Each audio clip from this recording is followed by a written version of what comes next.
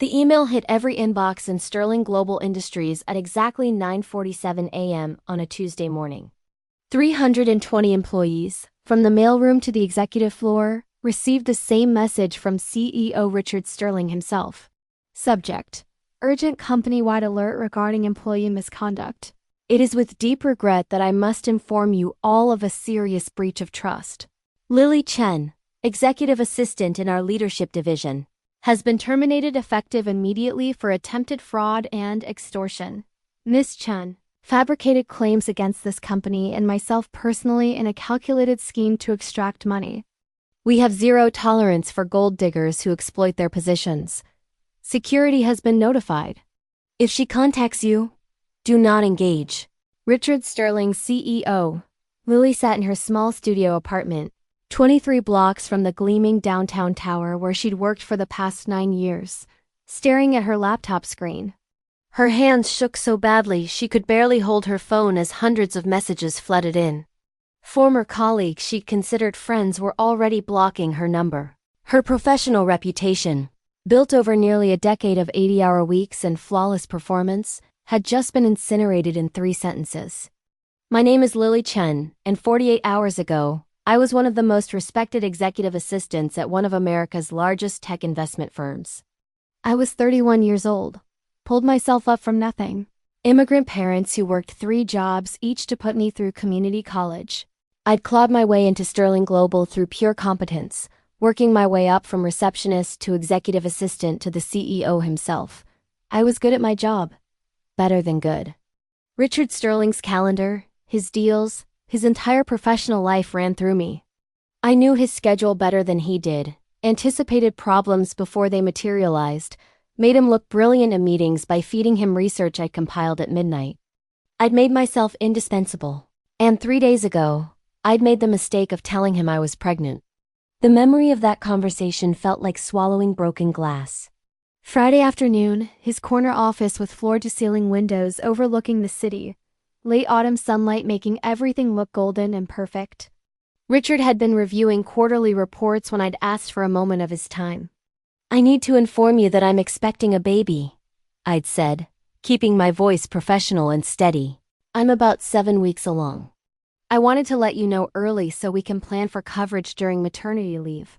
Richard Sterling was 52 years old, silver-haired, impeccably dressed, featured in Forbes and Fortune as one of the most successful self-made billionaires in tech investment.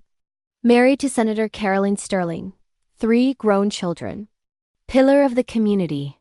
Philanthropist. His face had been on the cover of Time magazine 6 months ago with the headline, "The Man Who Makes Billions Grow." He'd looked up from his reports, and I watched something cold slide across his features. "Who's the father?" he'd asked. The question felt invasive, but I'd answered anyway. "That's private, Mr. Sterling. I just wanted to give you advance notice for planning purposes." Lily. He'd stood up, walked around his massive desk, leaned against it. "Too close. How long have you worked for me?" 9 years total. 4 years directly as your assistant. And in those 4 years, how much have I compensated you? I'd known my salary to the dollar. $280,000 annually, plus benefits and bonuses. Plus the apartment I helped you secure. Plus the networking connections. Plus the career advancement. His voice had been calm, almost gentle. "I've invested considerably in you." Something about the way he said invested made my skin crawl. "And I've delivered results that have made you tens of millions," I'd responded, keeping my voice level. "Which is why this is so disappointing." Richard had walked to his bar cart, poured himself scotch even though it was 3 in the afternoon. "A baby, Lily. Really? At this stage of your career?" "It wasn't planned, but I'm keeping it." He'd turned to face me then, and his expression had shifted from concerned boss to something else entirely. Something calculating. Let me be direct. A pregnancy right now is catastrophic timing. We're in the middle of the TechVision merger, the biggest deal of my career. I need you sharp, focused, available. Not distracted by morning sickness and doctor's appointments, and eventually waddling around the office looking unprofessional. The word waddling had hit me like a slap. I can handle my responsibilities while pregnant. Mr. Sterling, women do it every day. Not women in your position. He'd finished his scotch, set the glass down with a deliberate clink.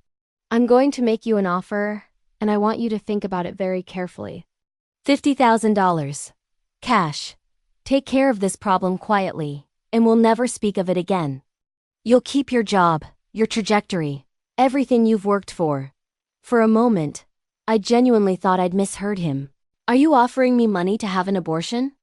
I'm offering you a solution to a problem that benefits both of us. That's my child you're calling a problem? His face had hardened then. Don't be naive, Lily. You're an executive assistant, not a VP. You're replaceable. This job, this salary, this life you've built, it all goes away the moment you become a liability instead of an asset. I'd stood up, my whole body rigid with barely contained rage. I'm not having an abortion. I'm having this baby. And if that's an issue for you, then we have a serious problem. Richard Sterling had smiled then. Actually smiled. You're absolutely right. We do have a serious problem. And you just made it much worse for yourself. I'd walked out of his office Friday at 4:17 p.m. By Monday morning, I'd been locked out of all company systems. By Tuesday morning, that email had gone out to 320 people, destroying my reputation with surgical precision. Now I sat in my apartment, 7 weeks pregnant, jobless, and watching my career implode in real time on LinkedIn, where former colleagues were already distancing themselves publicly. One former friend had actually posted, "So disappointed to learn the truth about someone I trusted." The truth. Richard Sterling's version of truth. My phone buzzed. A text from an unknown number. Saw the email. You should be ashamed of yourself. Gold digging is pathetic. Then another. Can't believe you tried to shake down Mr. Sterling. He's a good man. And another. Hope it was worth it. You'll never work in this city again.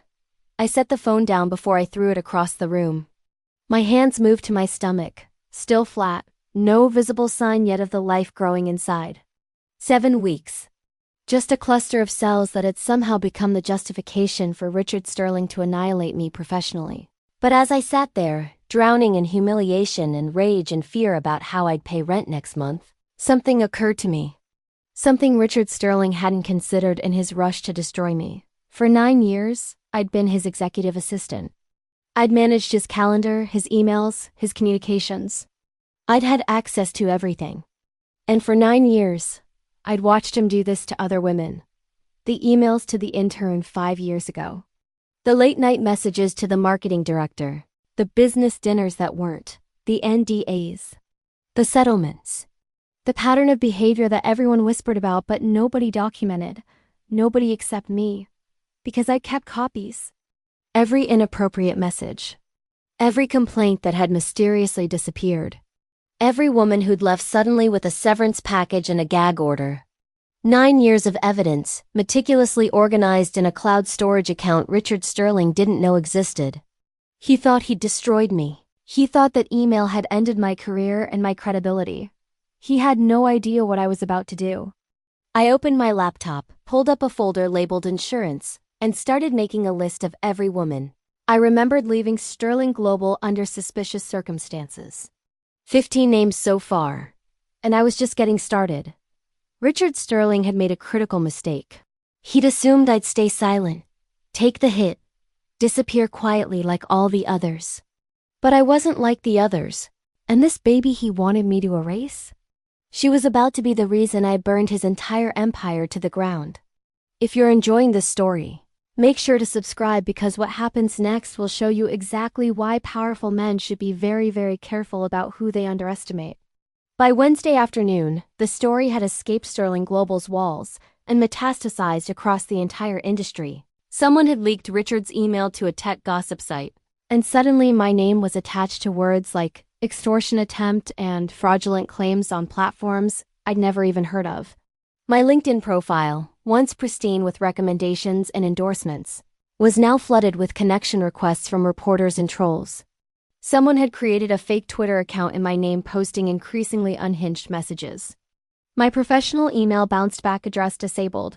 My apartment building's doorman started giving me strange looks, but the worst part wasn't the public humiliation. It was watching opportunities evaporate in real time. Thursday morning, I had a phone interview scheduled with Chun and Associates, a consulting firm that had headhunted me 2 months ago.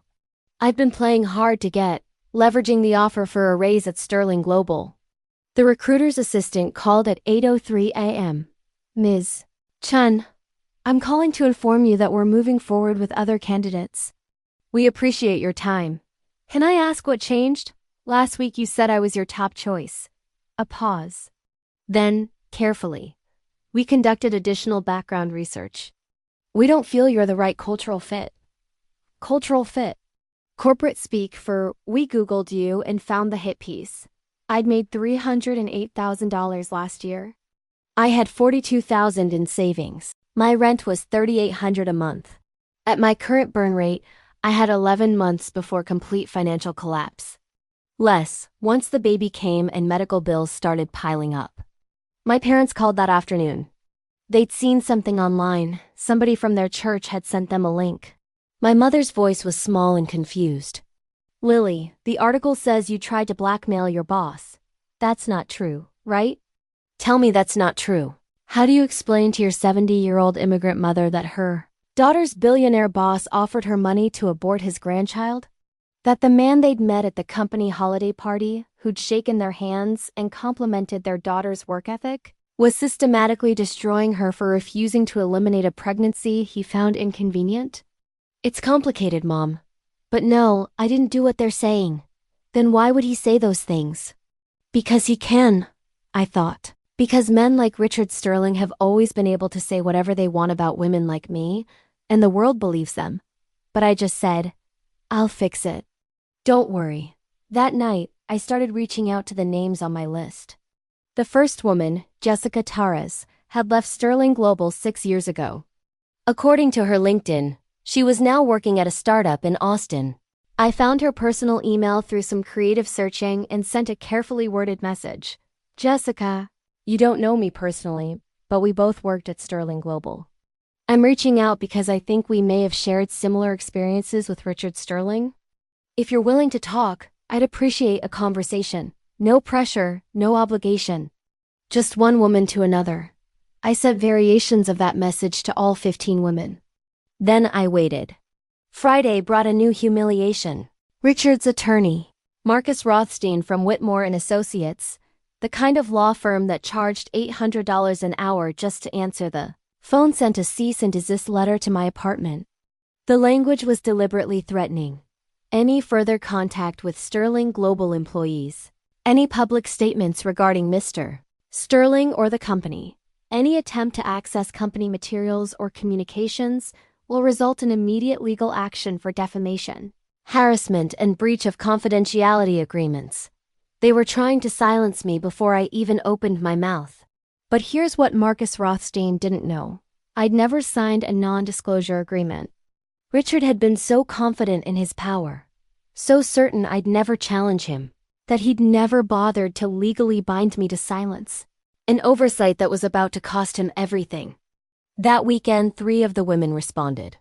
Jessica Torres wrote back first. I signed an NDA. I can't talk about what happened. But I believe you. And I'm sorry you're going through this. The second response came from Melissa Park, who'd worked in marketing 4 years ago. He did the same thing to me. Offered me money to handle a situation. When I refused, I was suddenly fired for performance issues. I wanted to fight, but I had student loans and rent, and he had lawyers. I'm so tired of men like him winning. The third was from someone I hadn't even added to my list. Her name was Naomi Williams, and her email made my blood run cold. Lily, my name is Naomi. I worked at Sterling Global from 2015 to 2017. I left after Richard assaulted me at a company retreat. I reported it to HR. They offered me $200,000 and an NDA.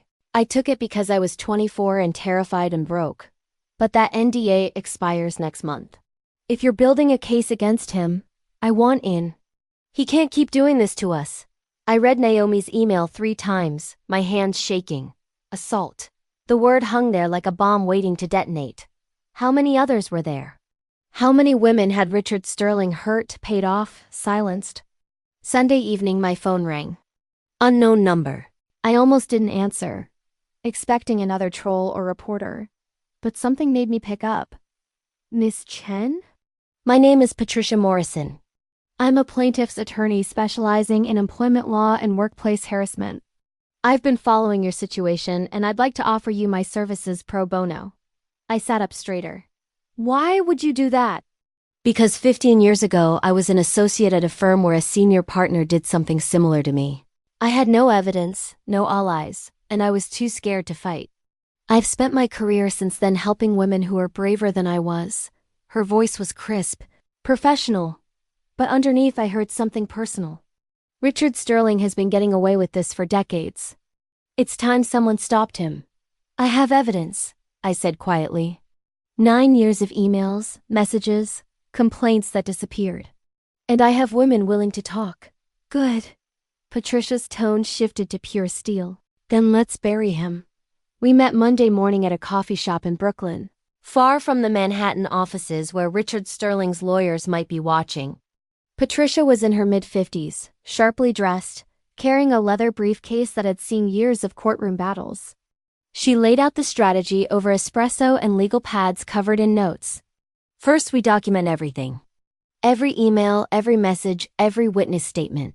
We build a timeline showing pattern of behavior spanning years. Second, we identify every woman who's willing to go public or provide sealed testimony. Third, we file a lawsuit that's so airtight, so thoroughly documented, that settling becomes more expensive than fighting. He'll come after me harder, I said. The smear campaign is just beginning. Let him. Patricia's smile was sharp. Every attack he makes is more evidence of retaliation. And Lily, men like Richard Sterling always make the same mistake. They think because they've won before, they'll win again. They get arrogant. They get sloppy. Over the next week, I learned exactly how sloppy Richard Sterling could be. He called my parents' house in Queens, told my father I was trying to extort money from him, suggested they talk sense into their daughter before she ruins what's left of her future. My father, who'd worked as a janitor for 30 years to put me through school, hung up on a billionaire for the first time in his life.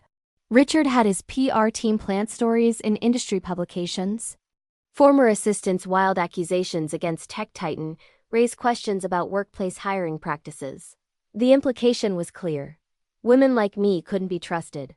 He even reached out to my landlord, suggesting there might be complications with my lease given my current legal troubles. My landlord, a 60-year-old Korean woman who'd rented to me for 5 years, told him to stick his complications somewhere anatomically improbable and sent me the email thread as evidence.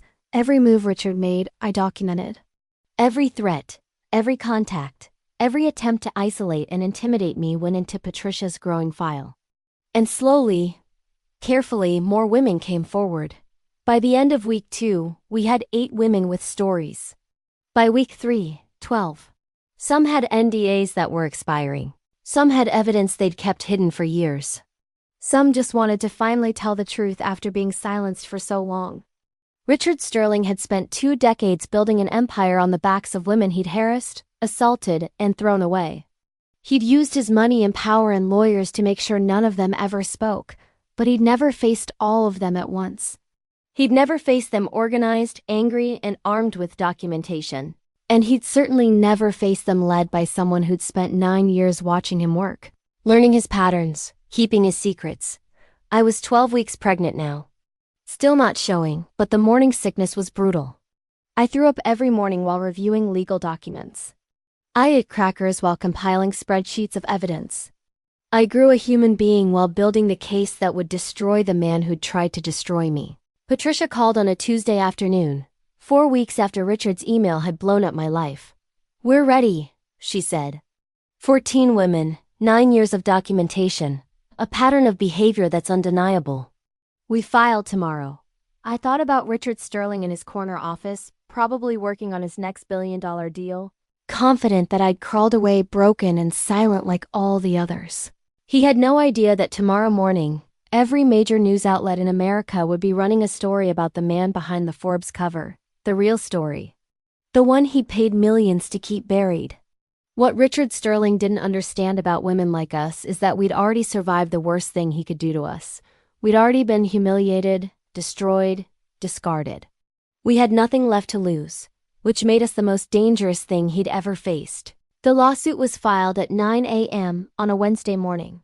But the real work had started 3 weeks earlier in Patricia Morrison's conference room in Brooklyn. 14 women sat around a table that barely fit them all. Ages ranging from 26 to 53. Different races, different backgrounds, different positions at Sterling Global.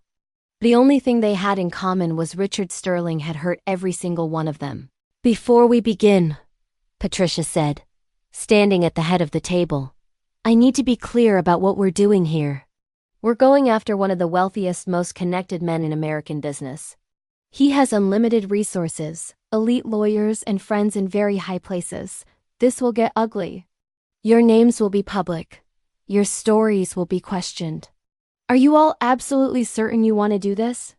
Naomi Williams, the woman who'd emailed me about assault, spoke first. "I've been quiet for 6 years. I'm done being quiet." Around the table, heads nodded. These weren't victims anymore. They were witnesses. They were evidence. They were a reckoning 20 years in the making. I'd spent those 3 weeks becoming an amateur investigator. Patricia taught me how to organize evidence, how to create timelines, how to corroborate stories with documentation. My tiny apartment became a war room. Walls covered with printed emails, sticky notes connecting dates and events, a conspiracy board that would make a detective proud. But Richard Sterling wasn't idle either. He was escalating. 2 weeks before we filed, he made his biggest mistake yet. He called a board meeting at Sterling Global and told the directors that I was mentally unstable and potentially dangerous. He suggested they might want to alert building security about me, implied I might show up and cause a scene. What Richard didn't know was that one of those board members, Margaret Chen, no relation, though we joked about it at company events, had her own history with him. Nothing criminal, just the casual sexism she'd endured for 15 years on a male-dominated board. And she was tired of it. Margaret called me directly. "Lily, I can't officially help you. Conflict of interest, board obligations, legal exposure." "But unofficially?" Her voice dropped to a whisper. "Everything he said about you in that meeting was recorded in the minutes. And those minutes might accidentally get forwarded to your attorney's office." Hypothetically speaking. The board meeting minutes arrived in Patricia's email an hour later. Richard's own words, in official company documentation, calling me unstable and dangerous. It was retaliation in writing, signed and dated. "He's panicking," Patricia said, reading the document with barely concealed glee. Powerful men always panic when they realize they're losing control. And when they panic, they make mistakes. Richard's next mistake came 3 days later. He hired a private investigator to follow me. Not subtle surveillance either, a guy in an obvious sedan parked outside my building, trailing me to the grocery store, the doctor's office, Patricia's office. It was meant to intimidate me, make me feel unsafe. Instead, I documented everything. Photos of the investigator, his license plate, timestamps. Patricia filed a motion for a restraining order based on harassment and stalking. The judge granted it temporarily, which meant Richard Sterling, billionaire CEO, was legally ordered to stay away from his former assistant. The optics were spectacular. Then the investigator made his own mistake. He approached one of my neighbors, an elderly Dominican woman named Rosa who'd lived in the building for 40 years, and asked her questions about my character and lifestyle. Rosa, who'd been bringing me homemade soup ever since she found out I was pregnant and alone, told him exactly what she thought of men who harassed pregnant women, in Spanish, very loudly. Then she called me and told me everything he'd asked. "He wanted to know if you have men visiting," Rosa said, outraged. "If you drink, if you do drugs." I told him you're a good girl and he should be ashamed. Then I hit him with my shoe. I loved Rosa, but Richard's attacks weren't just focused on me. He went after the other women too.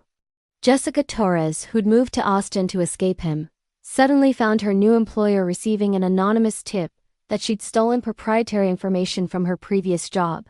It was baseless, easily disproven, but it created stress and suspicion. Melissa Park got a cease and desist letter threatening legal action if she made defamatory statements. Naomi Williams' brave, traumatized Naomi, who'd finally found the courage to speak, received a message through LinkedIn from a fake account warning her that some secrets are better left buried. Every attack was documented. Every threat became evidence. Richard Sterling was so focused on crushing each woman individually that he didn't see the pattern he was creating. The trail of retaliation that would become Exhibit A through Z in our lawsuit. Meanwhile, I was working on something Richard definitely didn't see coming. Remember those 9 years of emails I'd saved? It wasn't just inappropriate messages to employees. It was everything. Every shady deal, every corner cut, every time Richard had bent ethics rules or pushed legal boundaries to make his billions. I'd watched him operate for nearly a decade. I knew which investors he'd lied to, which SEC filings contained creative accounting, which business expenses were actually personal luxuries billed to the company. I knew about the offshore accounts, the shell corporations, the meetings that never made it onto official calendars. I wasn't just building a harassment case, I was building a RICO case. Patricia introduced me to someone who could actually use that information, Marcus Webb, an investigative journalist from ProPublica who'd spent 5 years researching corruption in venture capital. He'd been trying to get inside Sterling Global for years, but everyone was too scared to talk. Until now. "This is incredible," Marcus said, scrolling through the files I'd organized. We met in a secure location, Patricia's office, all phones off, no digital trail. "This is Pulitzer-level documentation. How did you get all this?" "I was his assistant," I said simply. "I scheduled the meetings he wanted off book. I processed the expenses he wanted hidden. I made the problems disappear." "I saw everything." Marcus looked at me with something like awe. "And you kept records." "I'm a very good assistant." The plan crystallized over the next week. Patricia would file the employment lawsuit: sexual harassment, hostile work environment, retaliation, wrongful termination. That would be public, loud, and impossible to ignore. But simultaneously, Marcus would publish his investigation into Sterling Global's business practices. The financial crimes, the investor fraud, the whole corrupt empire Richard had built. We'd attack him from 2 sides at once. By the time his lawyers figured out how to respond to one crisis, the other would already be detonating. Richard Sterling had spent 20 years building his reputation as a brilliant businessman and philanthropist. We were going to spend 24 hours destroying it. The night before we filed, I couldn't sleep. I was 15 weeks pregnant now, just starting to show. Lying in bed at 3 a.m. reviewing documents one more time on my laptop. My phone buzzed. Text from unknown number. "Last chance, Lily. Drop this and I'll give you 200,000. Keep going and you'll have nothing. You're not going to win. You're nobody." I stared at the message. Richard Sterling was texting me directly, violating the restraining order, leaving a digital trail of attempted bribery and intimidation.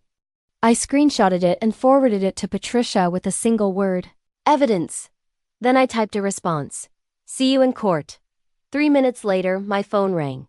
Richard Sterling himself, calling at 3 a.m., furious and desperate. I answered on speaker and hit record. "You stupid girl," he hissed. "Do you have any idea what I can do to you? I will destroy your family. I will make sure you never work again. I will take everything from you." "You already tried that," I said calmly. "It didn't work. This lawsuit is career suicide. No one will hire you. No one will believe you. I'm Richard Sterling. I'm on the cover of magazines. You're just some assistant who got pregnant and tried to shake me down." "Keep talking," I said. "Every word is being recorded." Silence. Then, "You're bluffing." "Am I? Want to tell me again how you're going to destroy my family? Maybe threaten my unborn child? Really make sure this recording has everything we need?" The call disconnected. I lay back in bed, my heart pounding, my hand on my stomach where my daughter was growing. Tomorrow, everything would change. Tomorrow, Richard Sterling's perfect world would start collapsing. He thought he was fighting one broke, desperate former assistant. He had no idea he was fighting 14 women who'd already survived him. One lawyer who'd spent her career preparing for this fight. One journalist who'd been waiting years for this story. and a growing army of people who were tired of watching powerful men destroy women and walk away unscathed. The lawsuit was filed at 9 a.m. The ProPublica article went live at 9:15 a.m. By 9:30 a.m., Richard Sterling's phone was ringing off the hook. By 10 a.m., Sterling Global's stock had dropped 8%. By noon, 3 board members had called for his resignation. By 2 p.m., Senator Carolyn Sterling, his wife, released a statement through her publicist that she was reviewing all options regarding her marriage. By 5 p.m., the FBI had opened an investigation into the financial irregularities Marcus Webb had exposed. And I sat in Patricia's office watching it all unfold on CNN, MSNBC, Fox News. Every channel covering the same story. Tech billionaire accused of decades of sexual harassment and financial fraud. "How are you feeling?" Patricia asked. I looked down at my phone, at the hundreds of messages pouring in. Women I'd never met saying, "Thank you." Former Sterling Global employees saying, "I saw it too." Reporters asking for interviews. Lawyers offering support. And one message from my mother. "I'm proud of you. Lily, we're all proud of you." I said slowly, like I'm just getting started. The emergency shareholders meeting was called for Friday afternoon, 6 days after our lawsuit went public. Sterling Global's board demanded Richard appear in person to address the allegations. The company's stock had lost 23% of its value. Major clients were fleeing. The FBI investigation was expanding. Richard Sterling was cornered, and everyone knew it. Patricia got me into that meeting. Technically, I had no right to be there. I wasn't a shareholder, wasn't an employee anymore. But Margaret Chun, the board member who'd been secretly helping us, invoked some obscure corporate bylaw about allowing testimony from parties involved in ongoing litigation. So I walked into Sterling Global's executive boardroom for the first time in 6 weeks. 16 weeks pregnant now, with a visible bump, wearing a simple navy dress that cost $40 and carrying a leather folder containing 9 years of Richard Sterling's worst secrets. The boardroom went silent when I entered. Richard sat at the head of the massive mahogany table, his expensive suit looking rumpled, his trademark silver hair uncombed. His eyes locked onto mine with pure hatred. "What is she doing here?" he demanded, looking at the board members. "She has a restraining order. She's not allowed near me." "The restraining order prohibits you from approaching her," Patricia corrected smoothly, taking a seat beside me. "It says nothing about her attending a corporate meeting she's been legally invited to." Margaret Chen, sitting directly across from Richard, spoke up. "Mr. Sterling, we've called this meeting to address the serious allegations against you and their impact on this company. Ms. Chun and her attorney are here to provide testimony. You'll have every opportunity to respond." Richard's lawyer, Marcus Rothston, leaned over and whispered urgently in his ear. Richard's face went red. "This is a witch hunt," Richard said, his voice tight. "A coordinated attack by disgruntled former employees and a gold digger who got pregnant and saw an opportunity." "Actually," Patricia said, opening her briefcase, "it's a civil rights lawsuit backed by 14 witnesses, 600 pages of documentation, and forensic evidence spanning 2 decades. But let's start with something simple." She slid a document across the table to the board members. "This is the recording from your board meeting 3 weeks ago where you called Miss Chen mentally unstable and potentially dangerous. That's textbook retaliation against an employee who refused your demand to terminate a pregnancy." Richard's lawyer grabbed his arm, trying to stop him from speaking, but Richard shook him off. "She was trying to extort me. She threatened to make false accusations unless I paid her off." "Really?" I spoke for the first time, my voice calm. "Then perhaps you can explain this."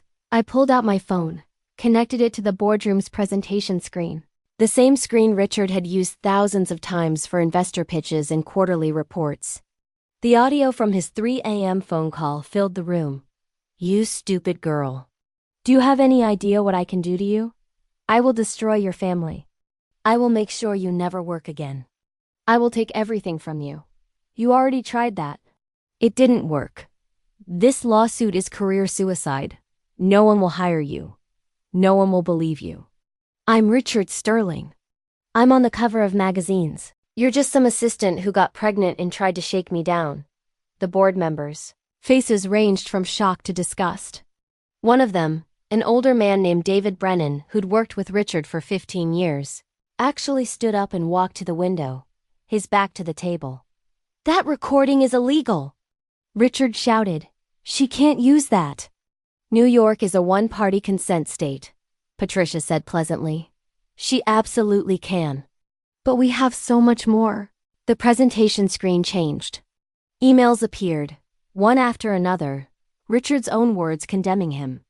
Messages to Jessica Torres. You looked incredible at the retreat. That dress should be illegal. Want to continue our conversation somewhere private? Messages to Melissa Park. I can help your career in ways you can't imagine.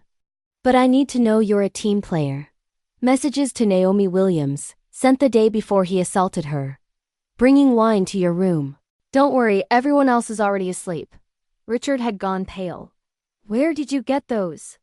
Those are private company communications. I was your assistant, I said quietly. I had access to everything. And unlike you, I actually understand how digital footprints work. Margaret Chen was reading the emails on her tablet, her expression hardening with each message. How many women, Richard? This is taken out of context. How many? The door opened. Naomi Williams walked in, followed by Jessica Torres, Melissa Park, and 3 other women from our lawsuit. They weren't supposed to be here. But Patricia had arranged it anyway because she understood something important. Richard Sterling could dismiss one woman as a liar. He couldn't dismiss 7 standing in front of him. Naomi walked straight to the table, placed both hands on it, and leaned toward Richard. 6 years ago, you assaulted me at the company retreat. When I reported it, your HR director offered me $200,000 to sign an NDA and disappear. I was 24 and terrified, so I took it. But that NDA expired last month, and now I'm going to tell everyone exactly what you did. Richard's lawyer was frantically whispering, but Richard wasn't listening. He was staring at the women surrounding him, finally understanding that this wasn't going away. The FBI is looking into your finances, David Brennan said from the window, not turning around. BASIC has questions about our last 3 quarterly reports. Our biggest investors are talking about pulling out. Senator Sterling's office called this morning to say she's filing for divorce. Now he turned. You've destroyed this company. I built this company. Richard exploded, standing up. I made all of you rich. You're going to throw me out because some assistants and interns are bitter about not getting promoted? We're throwing you out, Margaret Chen said coldly. Because you're a liability we can no longer afford. The vote was unanimous this morning before you even arrived. You're terminated as CEO effective immediately. Your stock options are revoked. Your severance package is voided due to the morality clause in your contract. Richard's face went from red to purple. You can't do this. I own 30% of this company. Actually, Patricia said, sliding another document across the table. About that. The forensic accountants we hired found some interesting discrepancies in how you acquired those shares.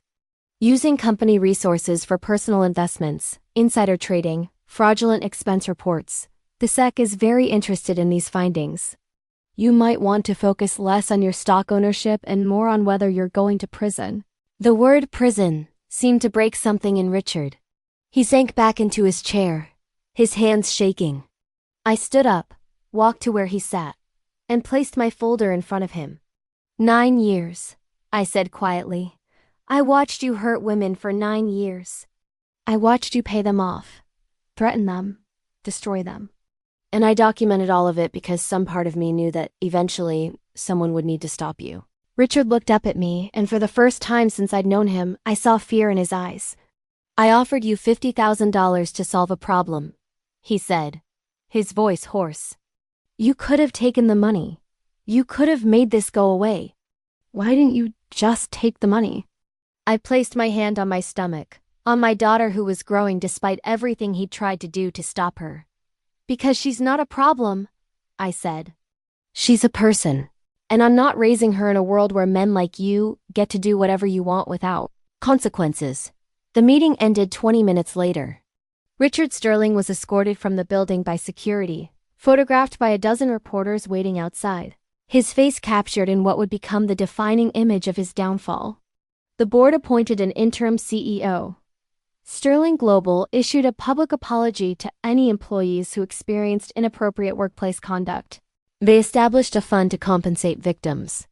They implemented new harassment policies written by Patricia Morrison herself. And the 14 women who'd been brave enough to speak became the foundation of something bigger. The lawsuit settlement came 3 months later. Undisclosed amount, but enough that none of us would have to worry about money again. Enough to fund the foundation we created. Sterling No More, dedicated to helping women fight workplace harassment and retaliation. But money wasn't the victory.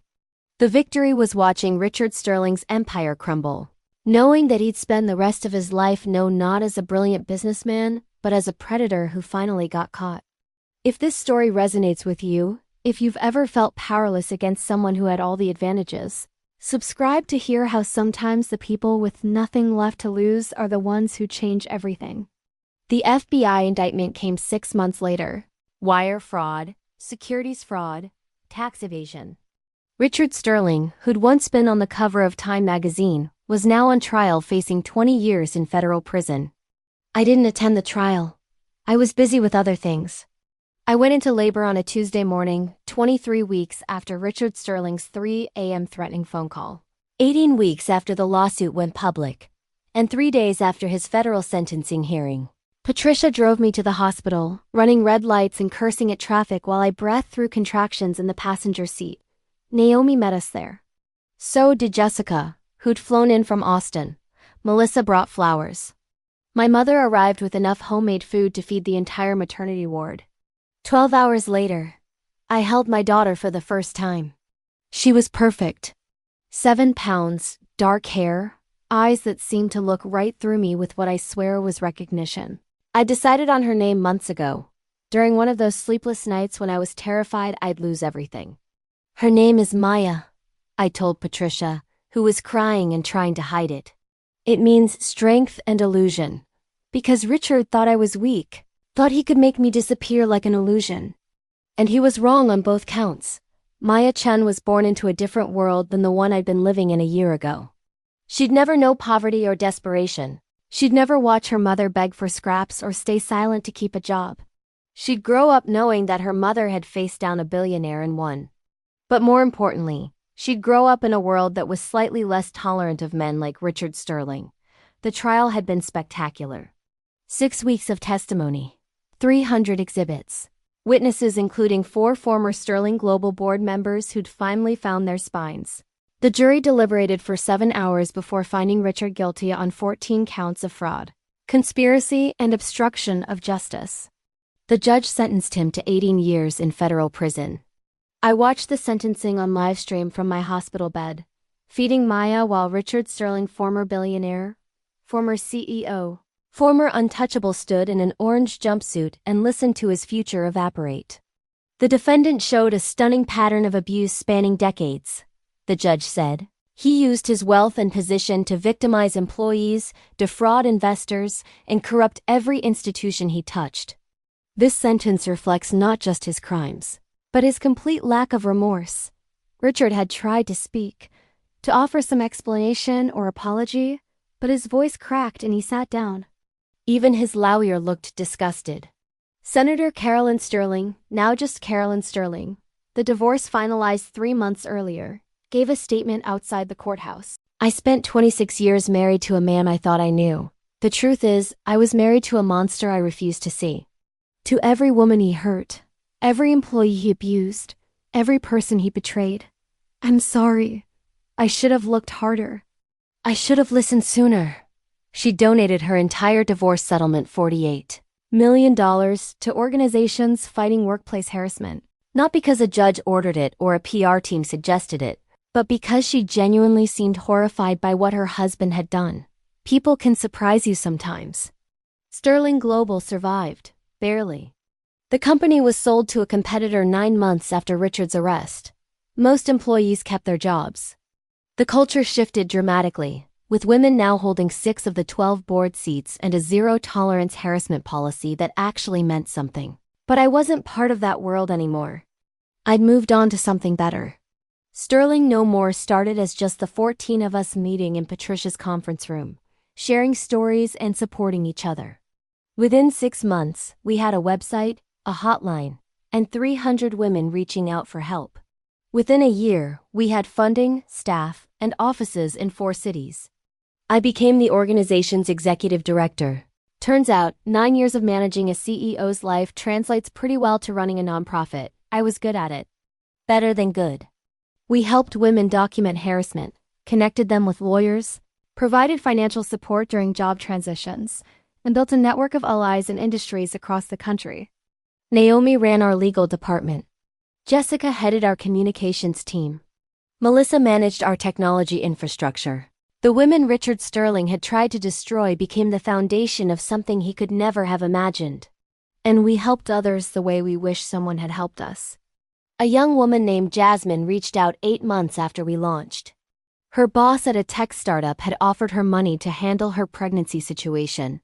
We connected her with an attorney, helped her build a case, and supported her through the lawsuit. She won. Her boss was fired. The company implemented new policies. Then there was Kaisha, whose venture capital firm had passed her over for promotion 17 times while promoting less qualified men. We helped her document the discrimination, and when the firm tried to settle quietly, we made sure the story went public. 3 women got promoted the next month. And Rachel and Sonia and Victoria and dozens more. Each woman who fought back made it easier for the next one. Each victory proved the system could change. 1 year after Richard Sterling's sentencing, we held our first annual gala. 500 people packed into a Manhattan ballroom. The same hotel, ironically, where Richard used to host his investor meetings. Women who'd been silenced for years stood on stage and told their stories. Lawyers who'd spent careers fighting these battles received awards. Companies with genuine commitment to change were recognized. I stood at the podium with Maya sleeping in a carrier against my chest, looking out at the crowd. "1.5 years ago," I said, "I was broke, pregnant, and terrified. A powerful man tried to erase me, tried to make me disappear because I refused to abort my child. He thought his money and influence made him untouchable. He thought I was nobody." I paused, looked down at Maya, then back at the audience. He was wrong. And every single person in this room is proof that he was wrong. Because we're not nobody. We're the assistants who run the companies. We're the employees who do the actual work. We're the women who've been holding up the ceiling while men like Richard Sterling took credit and cash. The applause started before I finished. It grew louder when Naomi joined me on stage, then Jessica, then all 14 original plaintiffs standing together. "Richard Sterling is in prison," Naomi said into the microphone.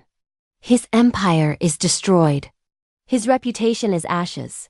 And we're here, thriving, building something better from the wreckage he left behind." After the gala, I went home to the 2-bedroom apartment in Brooklyn I'd bought with my settlement money. Nothing fancy but mine, safe, stable. I put Maya to bed, her tiny hand wrapped around my finger, and thought about how far we'd come. My phone buzzed. Email from Patricia. "Just got word that the Sterling Global Settlement Fund distributed its last payment today. 42 women total received compensation. Thought you'd want to know. 42 women. 42 lives Richard Sterling had damaged. But also 42 women who'd been believed, compensated, and validated." I thought about Richard in his federal prison cell, stripped of everything that made him feel powerful. No corner office, no expensive suits. No assistants to abuse or employees to terrorize. Just an inmate number and 18 years to think about the empire he'd built on cruelty. Some people might say I should feel satisfaction, maybe even joy at his downfall. But honestly, I barely thought about Richard Sterling anymore. He'd taken up enough space in my life. Instead, I thought about Maya, who'd grow up knowing her mother fought back. I thought about the women we'd helped and would continue helping. I thought about the small ways the world was shifting, how each lawsuit and policy change and public reckoning made it slightly harder for the next Rich Sterling to operate. The best revenge isn't destroying the person who hurt you. It's building something so meaningful, so impactful, that they become irrelevant to your story. Richard Sterling tried to erase me. Instead, I erased him from relevance. He's a cautionary tale now, a name people mention when discussing workplace harassment. A warning about what happens when power goes unchecked. And me? I'm just getting started. Because here's what powerful men never understand. When you try to break a woman who has nothing left to lose, you don't destroy her. You free her. You remove every reason she had to stay quiet, to play nice, to protect your secrets. Richard Sterling thought offering me $50,000 was generous. He thought threatening my career would silence me. He thought his billions in connections made him invincible. He never considered that the woman he'd underestimated for 9 years had been watching him, learning from him, documenting everything. He never imagined that his biggest mistake wasn't just how he treated me, it was assuming I'd react like all the others. I didn't need his money. I didn't need his approval. I didn't need anything from him except for him to get exactly what he deserved. And he did. 18 years in federal prison. Reputation destroyed. Fortune depleted by legal fees and settlements. Marriage dissolved. Company sold. Legacy reduced to a warning in harassment training videos. Meanwhile, I rock my daughter to sleep in an apartment I own, in a life I built from the ashes of everything he tried to burn down. That's not revenge. That's justice. And if you're facing your own Richard Sterling right now, if someone powerful is trying to silence you or erase you or make you disappear, I want you to remember something. They're only powerful until you stop being afraid. Document everything. Find your allies. Build your case. And when the moment comes, don't hesitate. Because the world doesn't change when victims stay quiet. It changes when we speak loud enough that everyone has to listen. Subscribe to hear more stories about people who refused to stay silent, who fought back against impossible odds, and who proved that sometimes the most dangerous opponent a powerful person can face is someone who's already lost everything except their courage. Maya stirred in her crib, made a small sound, settled back into sleep. Outside my window, New York City hummed with millions of lives intersecting, millions of stories unfolding. And somewhere in a federal prison, Richard Sterling was learning what it felt like to be powerless. I smiled, turned off the light, and went to bed. Tomorrow there would be more women to help, more battles to fight, more change to make. But tonight I slept peacefully, knowing that the man who tried to destroy me had only succeeded in creating his own worst nightmare. A woman with nothing to lose, everything to fight for, and the receipts to prove it.